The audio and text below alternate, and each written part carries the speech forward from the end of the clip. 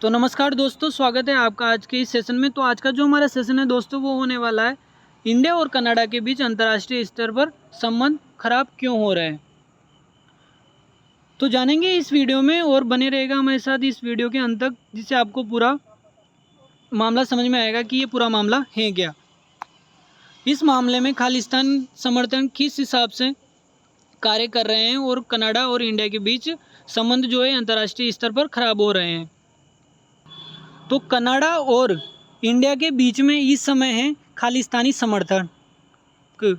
खालिस्तानी समर्थक कौन है दोस्तों? खालिस्तानी समर्थक दोस्तों वो है जो सिख समुदाय के लोग हैं और वो कनाडा के अंदर रहकर भारत के विरोधी नारेबाजी या उग्रवादी जैसी घटनाओं को परिणाम देते हैं और वहाँ की सरकार के द्वारा इन घटनाओं को खुली तरीके से यानी कि सभ्य तरीके से होने दिया जाता है। इनके खिलाफ कोई एक्शन लिया नहीं जाता है।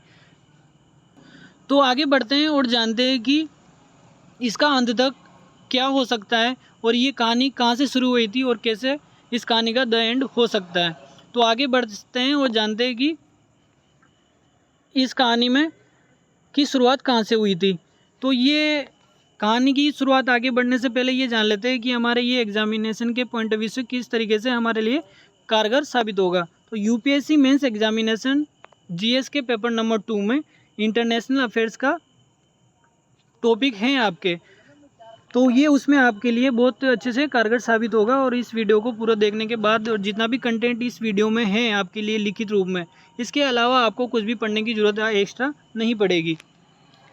तो चलिए इस कहानी को शुरुआत करते हैं और जानते हैं कि कनाडा सरकार की ऐसी क्या मजबूरी है कि वो खालिस्तान समर्थकों के खिलाफ अपने देश में कुछ भी एक्शन नहीं कर पाती है। क्या उनकी कोई मजबूरी है या उन्हें मज़ा आता है इंडिया के खिलाफ जो प्रदर्शन करते हैं लोग, नारेबाजी करते हैं उनके द्वारा। तो बढ़ते हैं और इस कहानी की शुरुआत करते हैं हम। तो आपको पता है कि सितंबर में भारत के अंदर 9 और 10 सितंबर को G20 की सबमिट होनी थी। वो हुई भी और वो पूरी तरीके से कारगर साबित हुई पूरी दुनिया के लिए। तो उसमें आपको पता होगा 8, 9 और 10 सितंबर को पूरे जितने भी वर्ल्ड के बड़े राजनेता है वो भारत पधारे हुए थे। तो उसी बीच कनाडा के प्रधानमंत्री जस्टिन ट्रूडो भी भारत आए हुए थे। तो उनको एयरपोर्ट पे लेने वहाँ के डिप्लोमेट, जो कनाडा के सरकार के डिप्लोमेट थे, वो उनको रिसीव करने के लिए एयरपोर्ट गए हुए थे। तो ये एयरपोर्ट से आने के बाद प्रधानमंत्री नरेंद्र मोदी के साथ इनकी प्रधानमंत्री आवास में द्विपक्षीय एक बैठक हुई थी। उस बातचीत में प्रधानमंत्री नरेंद्र मोदी ने कनाडाई प्राइम मिनिस्टर जस्टिन ट्रूडो को कहा था कि आप खालिस्तानी समर्थक जो आपके यहाँ पर उग्रवादी हैं लोग हैं उनके खिलाफ कुछ एक्शन लीजिए। तो इन्होंने प्रधानमंत्री नरेंद्र मोदी से कहा, जस्टिन ट्रूडो ने, जो कनेडियन प्राइम मिनिस्टर है, उन्होंने नरेंद्र मोदी से कहा कि हमारे देश में पूरी तरीके से स्वतंत्रता से, सभ्य तरीके से, पूरी तरीके से किसी के भी खिलाफ कुछ भी बोलने की आज़ादी है। हम इसमें क्या कर सकते हैं, ये हमारे कॉन्स्टिट्यूशन में लिखा हुआ है। तो ठीक है भाई, तुम्हारे अगर वहाँ पे कॉन्स्टिट्यूशन में लिखा हुआ है। तो इसके साथ ही ये बैठक 8 तारीख की रात को ख़त्म हुई। दूसरे दिन सभी शेरपाओं का G20 की मीटिंग में सभी शेरपाओं का स्वागत कर रहे थे नरेंद्र मोदी। उसी बीच में स्वागत के लिए ये भी आए जस्टिन ट्रूडो भी। तो इनका एक फ़ोटो खिंचा के नरेंद्र मोदी ने हाथ मिला के और इनको ऐसे हाथ से रास्ता दिखाते हुए दिस वे आउट करके इनको रास्ता दिखाते हुए इनकी बेइज्जती ऐसा फील हुआ कनेडियन को या दुनिया भर के जितने भी लोग हैं उन सबको। जाहिर है ये बेइज्जती वाला ही है। हम किसी को भी ऐसे हाथ दिखा के रवाना नहीं करते हैं घर से, या घर में बुलाते हैं अंदर ऐसे हाथ करके नहीं करते हैं दिस वे आउट या निकलिए इधर से, ऐसा तो नहीं बोलते। तो इनको ये फील हुआ। इसके बाद इनके चेहरे की उड़ गई पूरी तरीके से हवाइयाँ। और G20 सबमिट ख़त्म होने के बाद जैसे ही अपने देश पहुँचे कनाडा वापस, तो बाद में द वाशिंगटन पोस्ट में एक खबर छपती है, why India is being really ruled to Justin Trudeau. यानी कि इंडिया जस्टिस ट्रूडो को असभ्य तरीके से कैसे व्यवहार करता है जस्टिस ट्रूडो के साथ। तो जैसे कि आप देख सकते हैं कि इस फोटो में भी नरेंद्र मोदी जस्टिन ट्रूडो को उंगली दिखाकर कुछ बोल रहे हैं। इनकी बेइज्जती होना तो लाजमी था दोस्तों। क्यों? क्योंकि ये इंसान ही ऐसे हैं, ये जहाँ भी जाते बेइज्जती करवाते हैं। देख लिया ना आपने अभी क्या किया इंडिया के साथ इन्होंने, और इंडिया ने फिर गिरा दिया मुँह के बल इनको।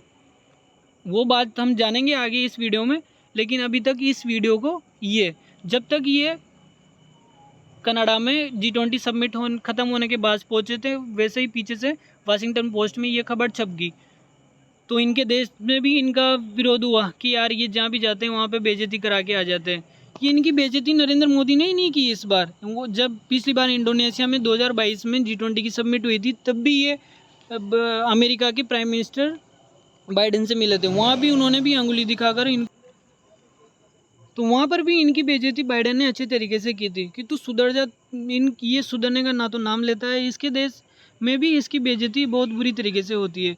इस वीडियो में शायद मैं उस वीडियो को नहीं रख पाया या वो फुटेज नहीं आ पाई है, पर इनके देश की एक महिला ने भी रोते हुए कि इस आदमी ने पूरी तरीके से कनाडा की अर्थव्यवस्था को चोट पहुँचा दी है।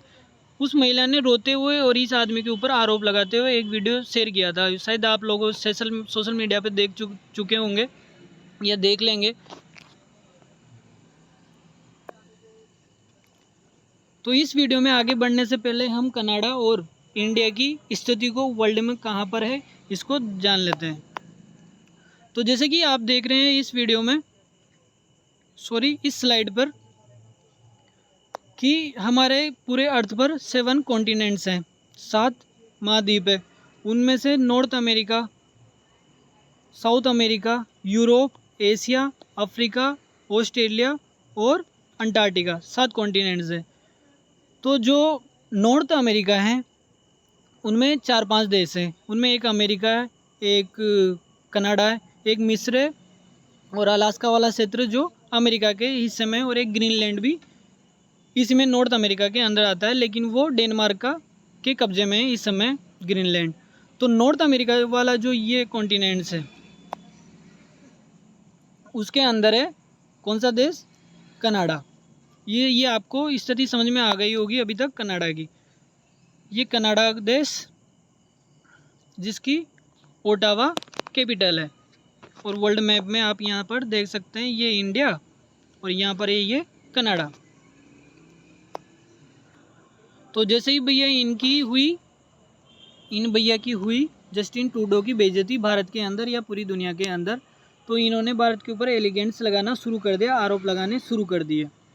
क्या आरोप लगाए? On Canadian prime minister Justin Trudeau charges against India seriously elegants, यानी कि इन्होंने पूरी तरीके से भारत के ऊपर एलिगेंट्स लगाया। क्या एलिगेंट्स लगाए वो आगे देखेंगे। पहले एक और खबर आप यहाँ पर पढ़ लीजिए नेशनल पोस्ट की। Leave it to Justin Trudeau to further degrade Canada India relations, यानी कि अगर इंडिया और कनाडा के रिलेशंस को ख़राब करना है तो सब कुछ इस भाई के ऊपर छोड़ दो तुम, जस्टिन ट्रूडो के ऊपर। आगे बढ़ते हैं और इन्होंने क्या एलिगेंट्स लगाया है भारत के ऊपर ये देखते हैं। कनाडा के प्रधानमंत्री जस्टिन ट्रूडो ने भारत सरकार पर सिख नेता की हत्या का आरोप लगाया है। ट्रूडो ने सोमवार को संसद में कहा कि भारत सरकार के एजेंट ने जून में कनाडा के ब्रिटिश कोलंबिया में सिख समुदाय के नेता हरदीप सिंह निज्जर की हत्या की। तो ये तो अच्छी बात है भाई, ये तो आतंकवादी था। भारत की जो NIA नेशनल इन्वेस्टिगेशन एजेंसी है उसने तो इसको आतंकवादी घोषित कर रखा है, हरदीप सिंह निज्जर को। अब देखते हैं, ये तो इसने एक आरोप लगाया और क्या कहते हैं ये पढ़ते हैं। ट्रूडो ने यह भी कहा कि 9 और 10 सितंबर को भारत में हुई G20 समिट के दौरान उन्होंने भारतीय प्रधानमंत्री मोदी के सामने इस मुद्दे को उठाया था। तो तुम्हारे सामने भी उठाया था भैया ये तो, कि ना खालिस्तानियों को के खिलाफ तुम एक्शन लो। भारत सरकार को जो खुफिया जानकारी मिली, कनेडियन सरकार को जो खुफिया जानकारी मिली उसके आधार पर ट्रूडो ऐसा आरोप लगा रहे हैं भारत के ऊपर। कौन था ये? हरदीप सिंह निज्जर। हरदीप सिंह निज्जर ये था, आप देख सकते हैं फ़ोटो, हरदीप सिंह निज्जर, जिसकी हत्या ये देख सकते हैं आप। संसद में कनाडाई पीएम ने कहा 18 जून को ब्रिटिश कोलंबिया के सरे एक सिख सांस्कृतिक केंद्र के बाहर निज्जर को गोली मारकर हत्या की गई। हत्या किए जाने के बाद देश की खुफिया एजेंसी आरोपों की जांच कर रही है, अभी तक जांच कर रही है एजेंसी।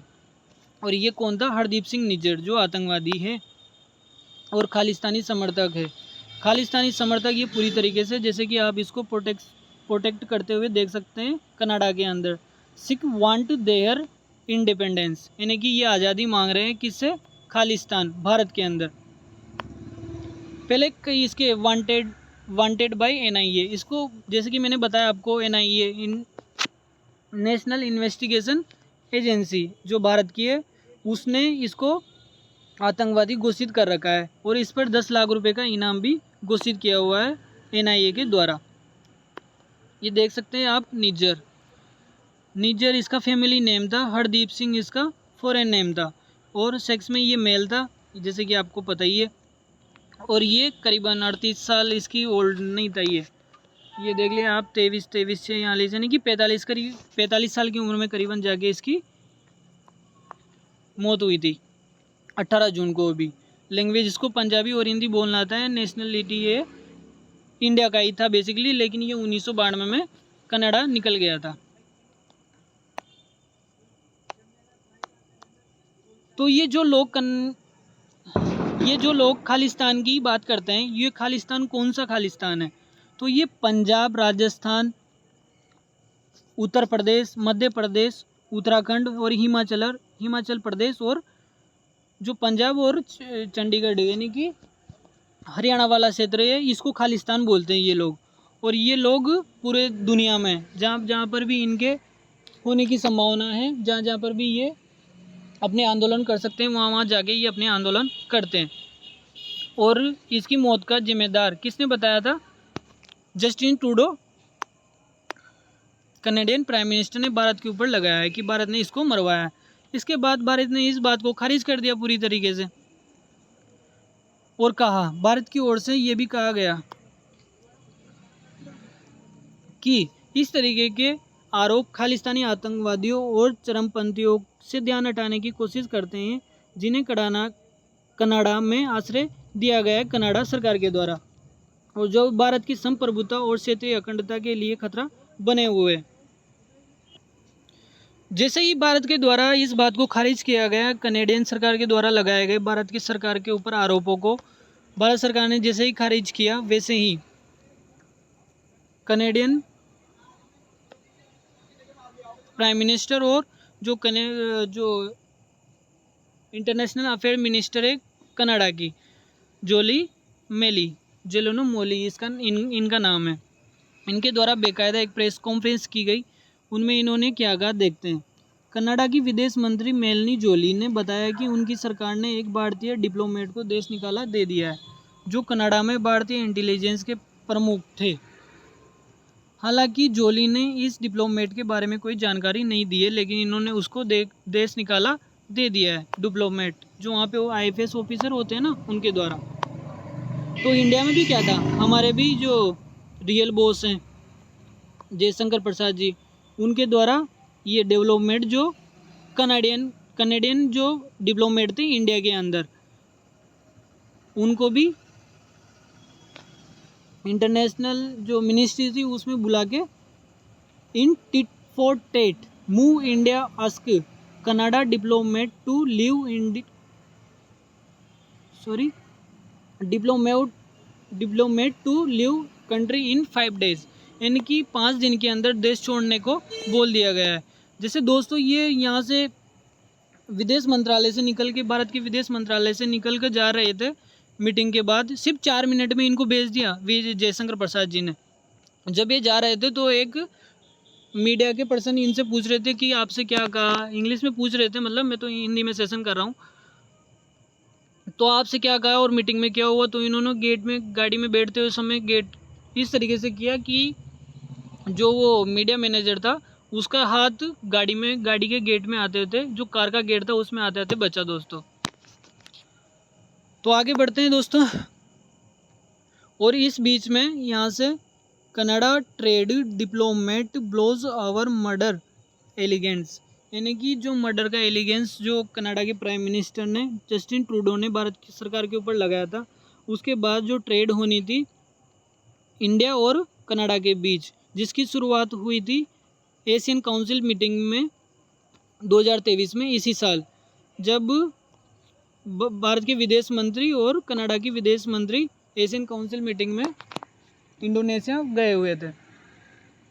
ये वहाँ की फ़ोटो है दोस्तों। तो दोस्तों जैसे ही भारत ने इस आरोप को खारिज किया और भारत ने प्रतिक्रिया दी कि 5 दिन में जो विदेश मंत्रालय के लोग हैं कनाडा के, वो 5 दिन में भारत को छोड़ दे।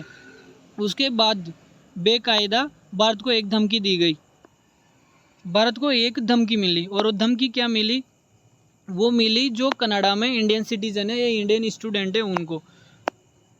इस आदमी ने बेकायदा एक वीडियो बनाकर इनको धमकी दी कि तुम यहाँ से छोड़ के चले जाओ।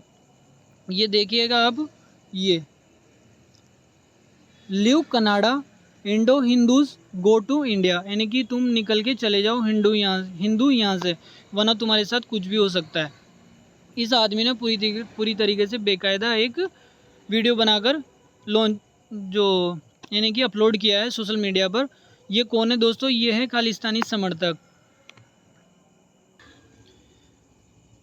ये खालिस्तानी समर्थक है दोस्तों, और इसका नाम है गुरपतवंत सिंह पन्नू इसका नाम है, और ये खालिस्तानी समर्थन है।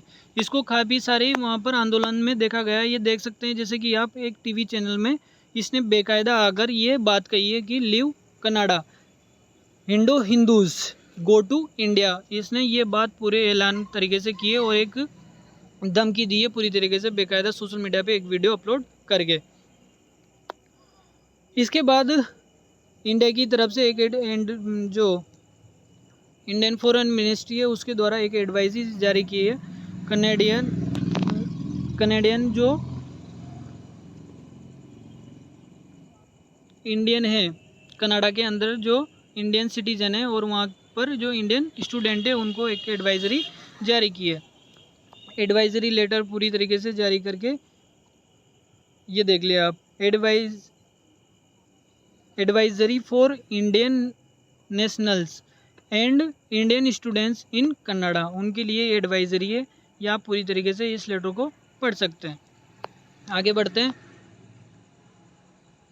तो दोस्तों आपको ये पूरी बात तो अभी तक समझ में आ गई होगी, लेकिन ये समझ में नहीं आया होगा कि कनाडा के prime minister Justin Trudeau Khalistani समर्थकों को क्यों कनाडा के अंदर जो भारत के विरोधी गतिविधियां या भारत के विरोधी जो आंदोलन हो रहे हैं उनको होने देते हैं कनाडियन सरकार, जो कनाडियन गवर्नमेंट है वो ऐसा क्यों होने देती है।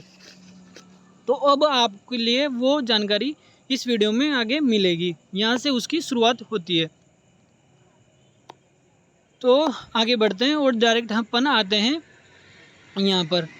तो ये क्या बात है? ये बात है आप पढ़ के पूरा समझ जाएंगे इस ग्राफ से।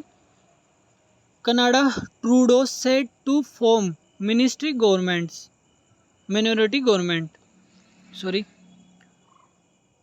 तो 2019 के अंदर seat won in the 2019 Canadian federal election, यानी कि वहाँ पर जो लोकतंत्र तो है सही कनाडा के अंदर, तो फेडरल जो वहाँ पे इलेक्शन हुआ था लोकतंत्र के अंदर, वहाँ पर 157 सीटों पर जो लिबरल पार्टी के हैं, कौन?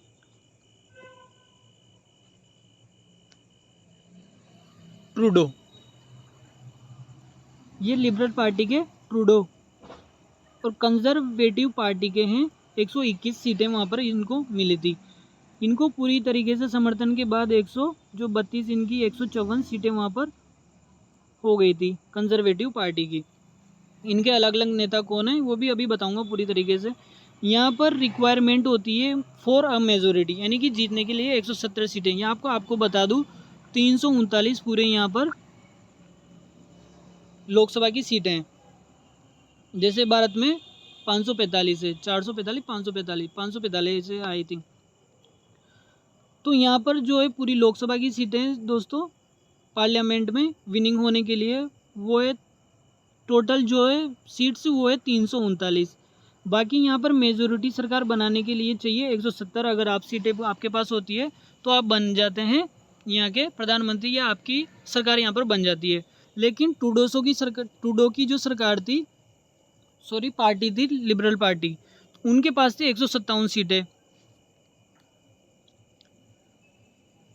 और इनको चाहिए थी और भी लगभग 13 सीट्स और चाहिए थी 170 होने के लिए।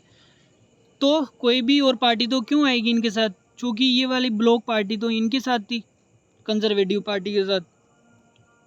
तो इंडिपेंडेंट पार्टी और न्यू डेमोक्रेटिक पार्टी जो ये दोनों मिलकर बनाती है 25 सीटों की मेजोरिटी, और इस मेजोरिटी के साथ बनते हैं टूडो प्रधानमंत्री। और ये जो 24 और न्यू डेमोक्रेटिक जो पार्टी है इसके जो अध्यक्ष हैं वो है ये जगमीत सिंह। कौन? ये वाले जगमीत सिंह जी। तो इनकी मेजोरिटी इनके सपोर्ट से 2019 में इनकी सरकार बनी थी कनाडा के अंदर। अब आपको पूरा मामला समझ में आ गया होगा। आगे बढ़े, आप समझ गए इनके पास 25 सीट आते पहले ही इनके पास हो गई 100 पेन क्यों नहीं चल रहा यार 182 सीट्स इनके पास हो गई है। होते पहले ही इनकी सरकार बन गई थी 2019 में। अब जब इनकी सरकार बनने के लिए इनको चाहिए सिख समुदाय का सपोर्ट, और ये जगमीत सिंह है, ये भी है खालिस्तान का समर्थक। तो इंडिया की बात तो वहाँ पे सुनी जाना लाजमी नहीं है कि वहाँ पर इंडिया की बात बिना इंटरनेशनल दबाव के अमेरिका, इटली, जापान, फ्रांस इनके दबाव के बिना कनाडा सुनेगी, आराम से सुनेगी। अभी इनकी पिटाई होगी ना अच्छी तरीके से जब अंतर्राष्ट्रीय स्तर पर, तब सुनेंगे आराम से ये बात। तो पूरा मामला आपको इस ग्राफिक से समझ में आ गया होगा कि ये क्यों नहीं उनको करने देते हैं। चूँकि अब 2025 में फिर से इनके चुनाव होने वाले हैं, तो टूडो to seal deal with Jagmeet Singh which could see him stay in power till 2025, यानी कि 2025 में भी ये इनके साथ पूरी तरीके से इनके सपोर्ट में रहेंगे। अब भला कैसे, जिनके सपोर्ट से इनकी सरकार बनी है ये उनका ही कैसे विरोध कर देंगे? पूरा मामला आपके सामने पूरी तरीके से आप यहाँ पर समझ चुके होंगे। चूँकि ये खुद खालिस्तानी समर्थक है जगमीत सिंह, तो पूरा मामला आपके सामने है। भारत कनाडा समाचार में आपकी एक पेशकश। कनाडा पेंशन फंड निवेश 2022 में लगभग 70% शेयरों में $21 बिलियन रहा है। तो आगे बढ़ते हैं इस वीडियो में और समझते हैं कि दोनों देशों के बीच व्यापारिक रूप से किस तरीके से हानि पहुंचेगी। तो बढ़ते हैं आगे और समझते हैं। तो बिगड़ते संबंधों के बीच भारत कनाडा व्यापार संबंधों पर एक बड़ा सवाल मंडरा रहा है, क्योंकि भारत की अर्थव्यवस्था में 18वां सबसे महत्वपूर्ण विशेष और विदेशी योगदान भी कनाडा निभा रहा है, जिसने अप्रैल 2022 से मार्च 2023 तक देश में लगभग $3.3 बिलियन का निवेश किया है। चलो आगे बढ़ते हैं। निवेश हिस्सा लगभग 0.5% है, जो ओवरऑल वर्ल्ड का है। निवेश भारत में उसका 0.5% कनाडा का है, तो ज़्यादा फर्क भारत को पड़ता नहीं है इसके द्वारा। इसके अलावा 2022 में भारत ने कनाडा के 9वें सबसे बड़े व्यापार भागीदार का हिस्सा बना था। कनाडा से भारत में कुल FDI प्रवाह का 40.63% है। Canada pension plan investment board ने करीब एक साल पहले भारत में $21 अरब यानी कि 1.74 लाख करोड़ रुपए के निवेश का खुलासा किया। मुंबई स्थित कोटक महिंद्रा बैंक में हिस्सेदारी और लगभग 70 अन्य भारतीय सार्वजनिक रूप से कारोबार कर रही फार्मा में हिस्सेदारी कनाडा की है। और आगे बढ़ते हैं। कैनेडियन पेंशन फंड की प्रमुख हिस्सेदारी। कैनेडियन पेंशन फंड ने कुछ भारतीय कंपनियों में मिलाकर 1 लाख करोड़ रुपए से अधिक निवेश किया हुआ है। भले ही तत्काल कोई जोखिम नहीं है, लेकिन अगर कनाडा तनाव और बढ़ाता है तो कंपनियों को कुछ दबाव महसूस हो सकता है। कनाडा पेंशन फंड के पास भी पेटीएम में 1.76% और नाइका में 1.47% की हिस्सेदारी है। इसके अलावा विप्रो यूएस सूचीबद्ध शेयरों में इसकी लगभग 11.92 मिलियन डॉलर की हिस्सेदारी है। शेयरों में कनाडाई पेंशन फंड की लगभग 21.7 मिलियन डॉलर की हिस्सेदारी है। आईसीआईसीआई बैंक में यूएस सूचीबद्ध शेयरों में कनाडाई पेंशन फंड की हिस्सेदारी लगभग 10 मिलियन डॉलर की है। इन्वेस्ट इंडिया के अनुसार 600 से अधिक कनाडाई कंपनियां भारत में उपस्थित हैं इस समय, और 1000 कंपनियां सक्रिय रूप से भारतीय बाजार में कारोबार कर रही है। और आगे बढ़ते हैं। कॉमर्शियल मिनिस्ट्री के द्वारा, जो भारतीय कॉमर्शियल मिनिस्ट्री है, उसके आंकड़ों के अनुसार वित्त वर्ष 2023 में भारत कनाडा को कुल निर्यात 4109.74 मिलियन डॉलर था, जो पिछले वित्तीय वर्ष में भारत के कुल निर्यात